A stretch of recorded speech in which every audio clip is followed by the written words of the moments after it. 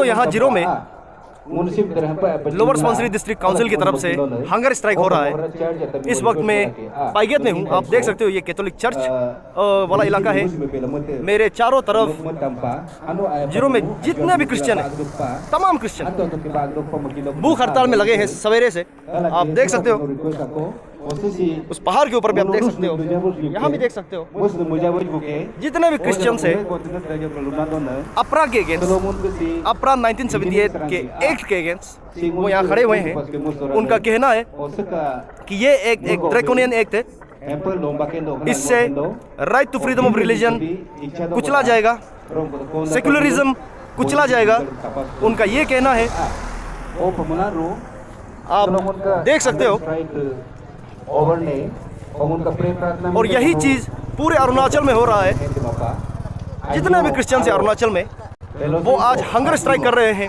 आप की पंजर को देख लीजिए, आप पपम्बरे में देख लीजिए, आलो में देख लीजिए, हर जगह अरुणाचल में जितने भी क्रिश्चियंस हैं वो आज हंगर स्ट्राइक पे उतरे हैं, क्योंकि state government Arunachal Pradesh freedom of religion act को जल्दी इम्प्लीमेंट कर सकता है। में जो एक कैनोपी बोलता है उसको आप अपना आप संभाल लीजिएगा।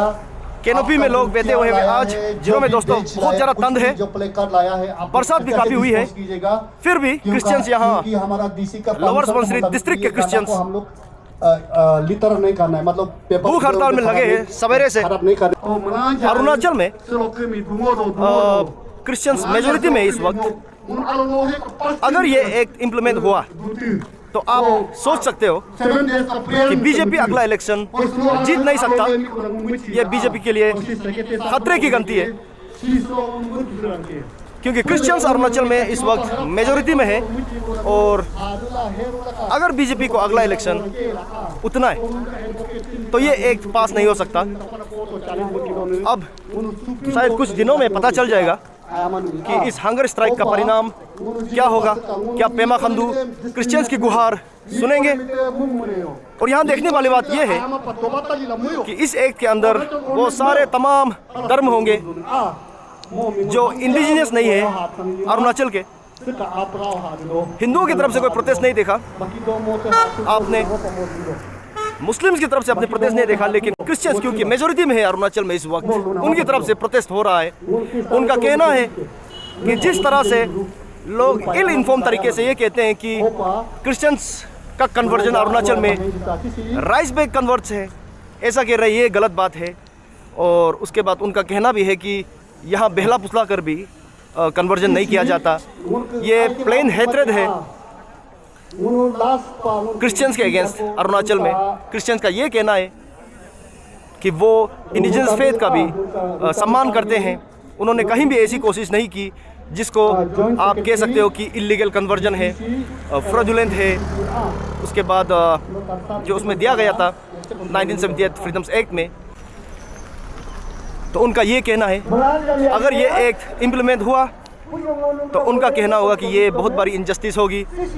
इस एक्ट का गलत फ़ायदा भी लोग उठा सकते हैं। उनका ये कहना चाहता हूँ कि इस एक्ट की चर्चा शुरू हुई है 2024 के सितंबर में गुवाहाटी हाईकोर्ट के ईटानगर बेंच में। इसकी चर्चा शुरू हुई और पेमा खांडू सरकार को ये ऑर्डर दिया गया कि 6 महीने के अंदर इस एक्ट के ड्राफ्ट को तैयार किया जाए और अरुणाचल में जल्द से जल्द फ्रीडम ऑफ रिलीजन एक्ट 1978 को इम्प्लीमेंट किया जाए। और पेमा खांडू इस वक्त इम्प्लीमेंट करने के बहुत ही करीब है, लेकिन इतना प्रोटेस्ट होने के बावजूद क्या ये एक्ट इम्प्लीमेंट हो पाएगा, अब हमें ये देखना है। और कई सारी बातें हैं दोस्तों। क्या अरुणाचल में अब इस तरह का आंदोलन बार बार होगा? क्या एक कम्युनिटी दूसरे कम्युनिटी को, रिलीजियस कम्युनिटी को मैं कहना चाहता हूँ, रोकने की कोशिश करेगा? क्या अब क्रिश्चियंस बनाम दोनीपोल होगा, हिंदू बनाम क्रिश्चियंस होगा, हिंदू बनाम दोनीपोल होगा? क्या इस तरह की चीज़ हमारे अरुणाचल के लिए सही है? रिलीजन वाला एक्ट, अब तक अरुणाचल काफ़ी मासूम था, लेकिन अब एक रिलीजियस डिवाइड अरुणाचल में आ रहा है। इस विषय में किसी और दिन हम बात करेंगे, लेकिन आज मैं आप लोगों से पूछता हूँ कि आपके हिसाब से टिपिकल ना हो ये, क्या क्रिश्चियंस ने अरुणाचल को बिगड़ा है? क्या क्रिश्चियंस ने अरुणाचल में हिंसा लाया है? क्या क्रिश्चियन से अरुणाचल को नुकसान है? टिपिकल हो के आप ना कहें। क्या अरुणाचल को अब धर्म से बांटने की समय आ गई है? क्या रिलीजन वाला पॉलिटिक्स अरुणाचल में आ गया? मैं आप लोगों से आज ये पूछना चाहता हूँ, Arunachal Pradesh freedom of religions act 1978 क्या इम्प्लीमेंट होना चाहिए या नहीं होना चाहिए? आप मुझे कमेंट्स में बताइए कि अगर ये एक्ट इम्प्लीमेंट हुआ तो अगला इलेक्शन बीजेपी अरुणाचल में हारने वाला है। मैं आपको बताना चाहता हूँ, मैं कोई क्रिश्चियन नहीं हूँ, सेक्युलर इंसान हूँ, फिर भी मैं कहना चाहता हूँ क्योंकि मेजॉरिटी क्रिश्चियंस है, तो इस एक्ट के इम्प्लीमेंट होने के बाद पेमा खांडू सरकार अगला इलेक्शन जीत ही नहीं सकता, ये नामुमकिन है। मेरा नाम है दुसु बी सीरियस और इस व्लॉग को देखने के लिए आप सबका बहुत बहुत शुक्रिया, धन्यवाद।